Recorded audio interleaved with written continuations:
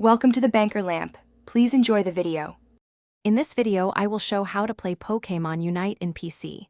Download the official client or a trusted emulator, then sign in with your Nintendo account. After launching, set resolution and keybinds so movement and abilities feel natural. Test audio and frame rate to avoid lag. If you prefer a controller, map buttons before jumping into your first match. These initial steps make gameplay smoother and more enjoyable on PC. Mastering controls and the interface makes you a faster learner.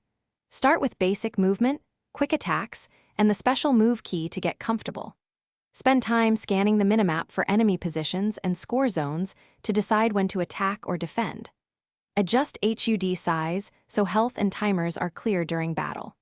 Rebind keys or controller buttons until combos and dodges feel natural, then practice in casual matches to build confidence. Focus on fundamentals to carry games consistently.